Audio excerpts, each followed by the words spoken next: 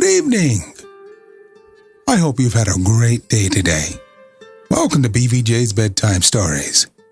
I'm Big Voice Jay, and this is a show where we get you ready for a good night's sleep with public domain short stories just for you.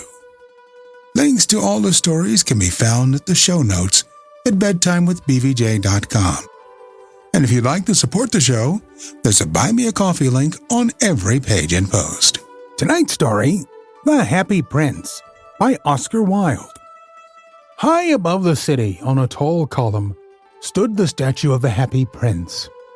He was gilded all over with thin leaves of fine gold.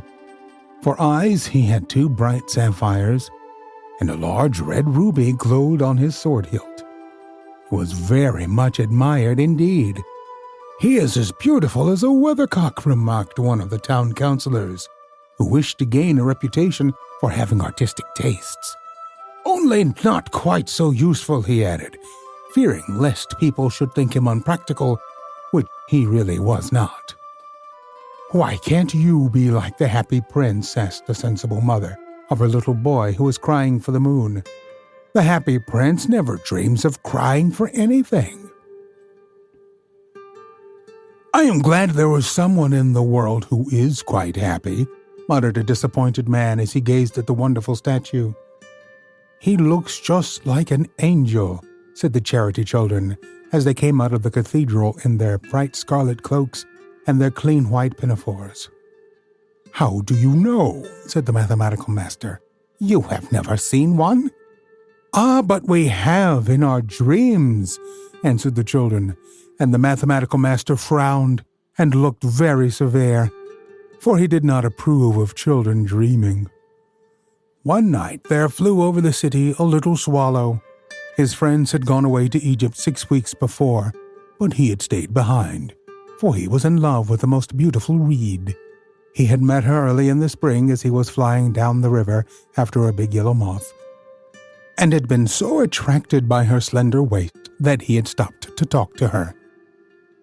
"Shall I love you?" said the swallow, who liked to come to the point at once, and the reed made him a low bow, so he flew round and round her, touching the water with his wings and making silver ripples. This was his courtship, and it lasted all through the summer. "It is a ridiculous attachment," twittered the other swallows. "She has no money, and far too many relations." And indeed the river was quite full of reeds. Then when the autumn came, they all flew away.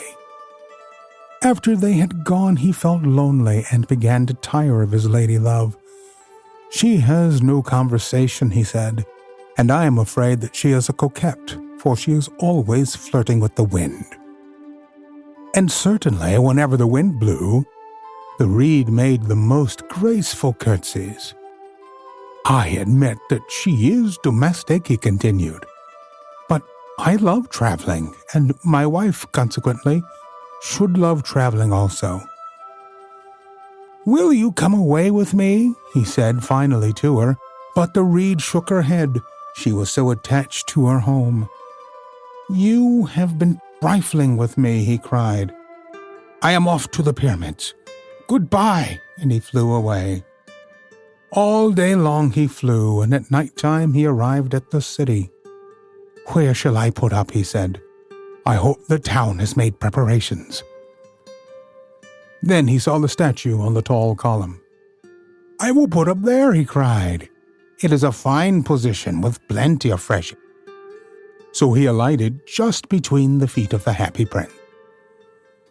"I have a golden bedroom," he said softly to himself as he looked round, and he prepared to go to sleep. But just as he was putting his head under his wing, a large drop of water fell on him. "What a curious thing!" he cried. "There is not a single cloud in the sky. The stars are quite clear and bright, yet it is raining. The climate in the north of Europe is really dreadful. The reed used to like the rain, but that was merely her selfishness." Then another drop fell. "What is the use of a statue if it cannot keep the rain off?" he said. "I must look for a good chimney pot," and he determined to fly away. But before he had opened his wings, a third drop fell, and he looked up and saw. What did he see? The eyes of the happy prince were filled with tears, and tears were running down his golden cheeks. His face was so beautiful in the moonlight that the little swallow was filled with pity. "Who are you?" he said. "I am the happy prince." "Why are you weeping then?" asked the swallow. "You have quite drenched me." "When I was alive and had a human heart," answered the statue, "I did not know what tears were, for I lived in the palace of Sanssouci, where sorrow is not allowed to enter.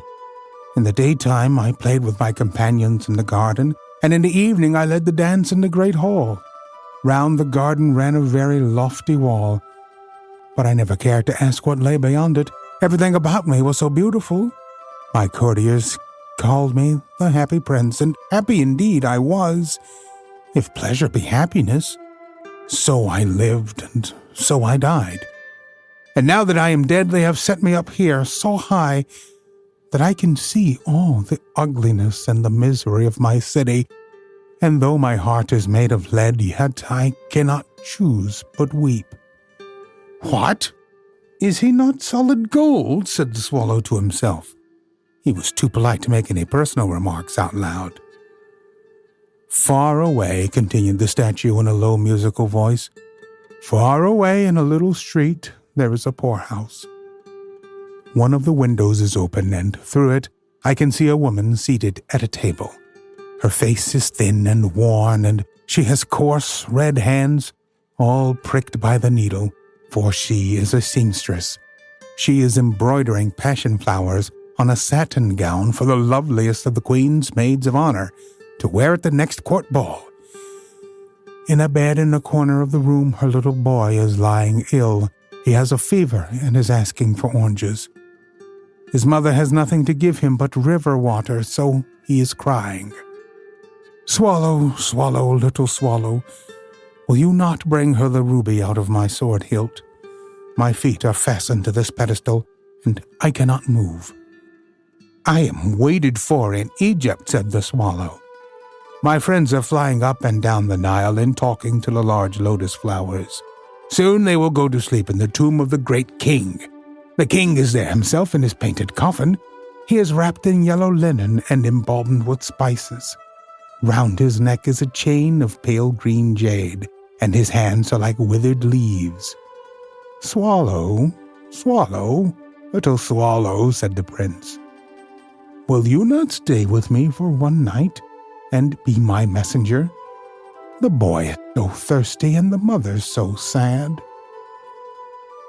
"I don't think I like boys," answered the swallow. "Last summer, when I was staying on the river, there were two rude boys, the miller's sons, who were always throwing stones at me. They never hit me. Of course, we swallows fly far too well for that. And besides, I come of a family famous for its agility. But still, it was a mark of disrespect." But the happy prince looked so sad that the little swallow was sorry. "It is very cold here," he said, "but I will stay with you for one night and be your messenger." "Thank you, little swallow," said the prince. So the swallow picked out the great ruby from the prince's sword and flew away with it in his beak over the roofs of the town. He passed by the cathedral tower, where the white marble angels were sculptured. He passed by the palace and heard the sound of dancing. A beautiful girl came out on the balcony with her lover. "How wonderful the stars are," he said to her, "and how wonderful is the power of love." "I hope my dress will be ready in time for the state ball," she answered. "I have ordered passion flowers to be embroidered on it, but the seamstresses are so lazy." He passed over the river and saw the lanterns hanging to the masts of the ships. He passed over the ghetto and saw the old gentlemen bargaining with each other and weighing out money in copper scales. At last he came to the poorhouse and looked in. The boy was tossing feverishly on his bed, and the mother had fallen asleep. She was so tired. In he hopped and laid the great ruby on the table beside the woman's thimble. Then he flew gently round the bed, fanning the boy's forehead with his wings. "How cool I feel," said the boy. "I must be getting better." And he sank into a delicious slumber. Then the swallow flew back to the happy prince and told him what he had done. "It is curious," he remarked, "but I feel quite warm now, although it is so cold." "That is because you have done a good action," said the prince. And the little swallow began to think, and then he fell asleep. Thinking always made him sleepy. When day broke, he flew down to the river and had a bath. "What a remarkable phenomenon," said the professor of ornithology as he was passing over the bridge. "A swallow in winter!" And he wrote a long letter about it to the local newspaper. Everyone quoted it. It was full of so many words that they could not understand. "Tonight I go to Egypt," said the swallow, and he was in high spirits at the prospect. He visited all the public monuments and sat a long time on top of the church steeple. Wherever he went, the sparrows chirruped and said to each other, "What a distinguished stranger!" So he enjoyed himself very much. When the moon rose, he flew back to the happy prince. "Have you any commissions for Egypt?" he cried. "I am just starting." "Swallow, swallow, little swallow," said the prince. "Will you not stay with me one night longer?" "I am waited for in Egypt," answered the swallow. "Tomorrow my friends will fly up to the second cataract. The river horse couches there among the bulrushes, and on a great granite throne sits the god Memnon. All night long he watches the stars, and when the morning star shines, he utters one cry of joy, and then he is silent. At noon the yellow lions come down to the water's edge to drink. They have eyes like green beryls, and their roar is louder than the roar of the cataract." "Swallow, swallow, little swallow," said the prince. "Far away across the city, I see a young man in a garret. He's leaning over a desk covered with papers, and in a tumbler by his side there is a bunch of withered violets. His hair is brown and crisp, and his lips are red as a pomegranate, and he has large and dreamy eyes. He's trying to finish a play for the director of the theater, but he is too cold to write any more. There is no fire in the grate, and hunger has made him faint." "I will wait with you one night longer," said the swallow, who really had a good heart. "Shall I take him another ruby?" "Alas, I have no ruby now," said the prince.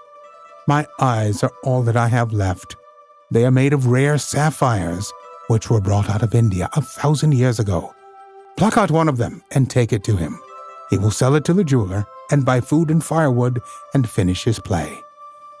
"Dear prince," said the swallow, "I cannot do that." And he began to weep. "Swallow, swallow, little swallow," said the prince, "do as I command you." So the swallow plucked out the prince's eye and flew away to the student's garret. It was easy enough to get in, as there was a hole in the roof. Through this he darted and came into the room.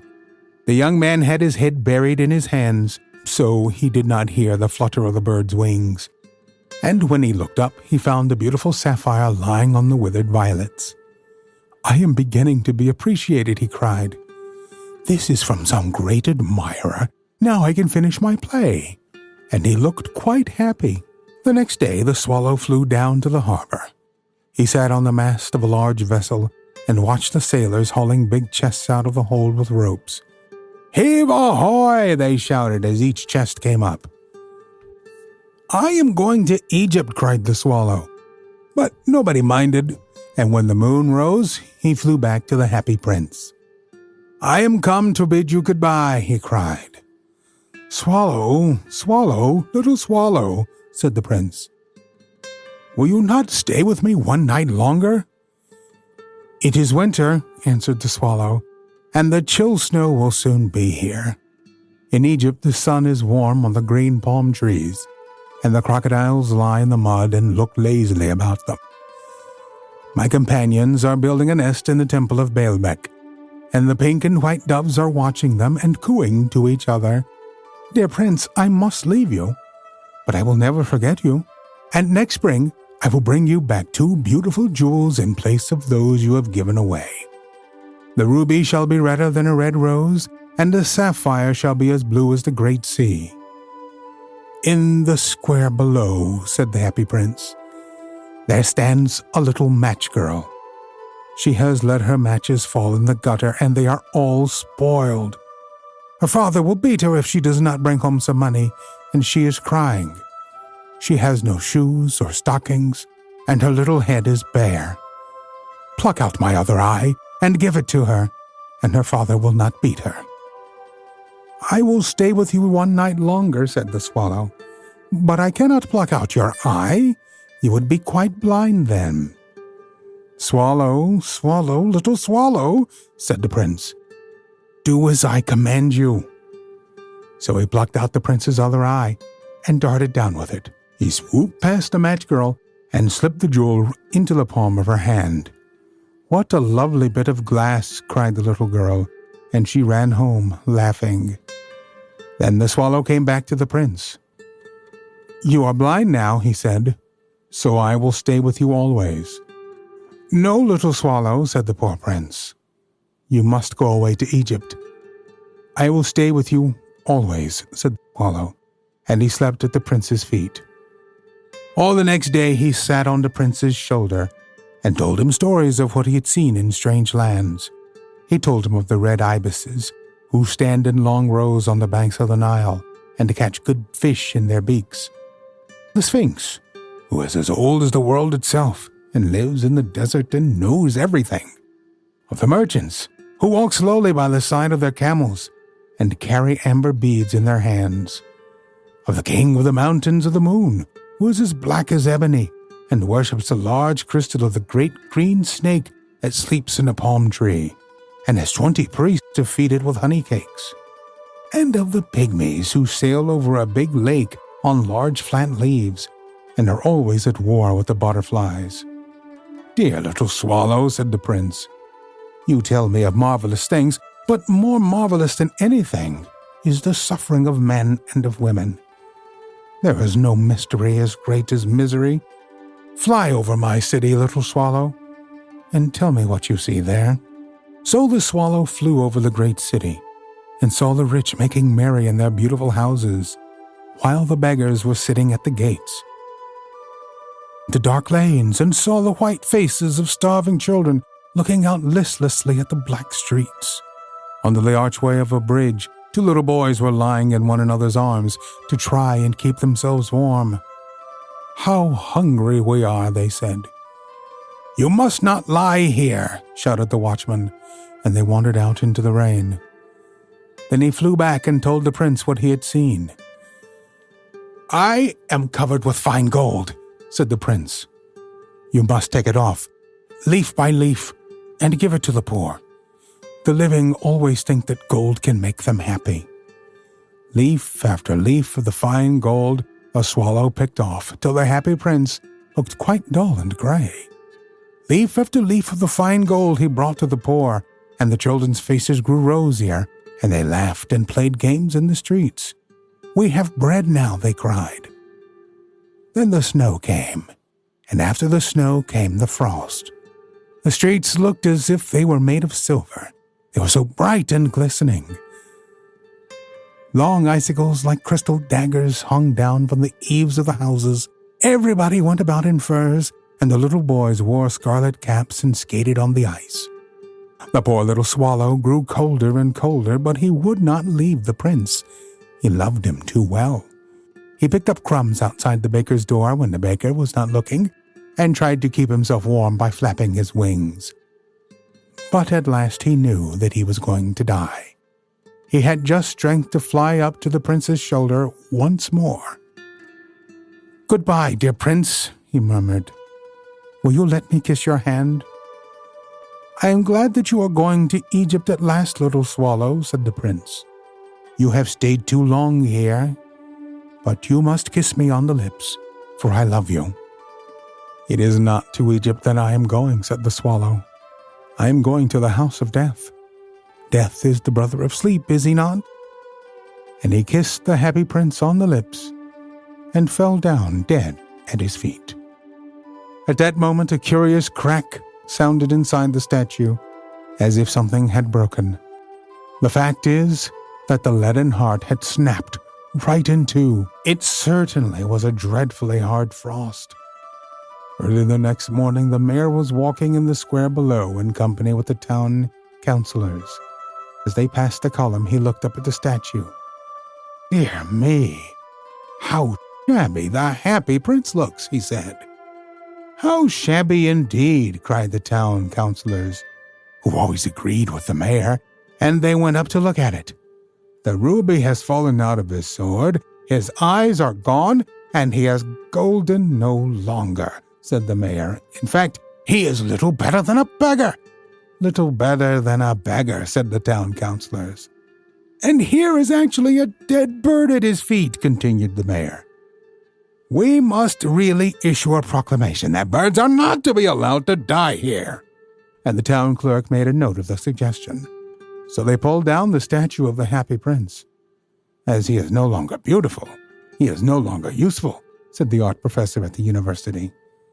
Then they melted the statue in a furnace, and the mayor held a meeting of the corporation to decide what was to be done with the metal.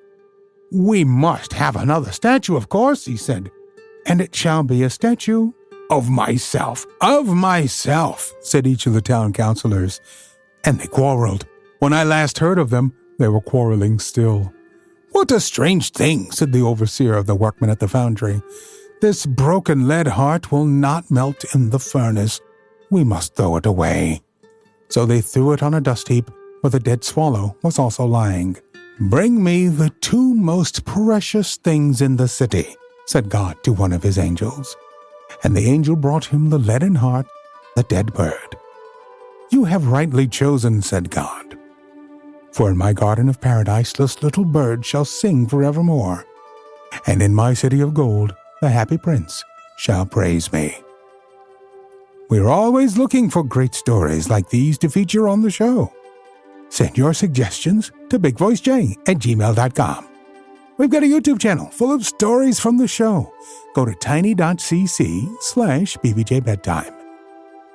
Don't forget to leave us a review on Apple Podcasts. It helps to spread the word that we're putting people to sleep every single night. And if you'd like to support the show, there's a Buy Me a Coffee link in every post. We have over 350 episodes. Check them all out at bedtimewithbvj.com. Thank you so much for listening.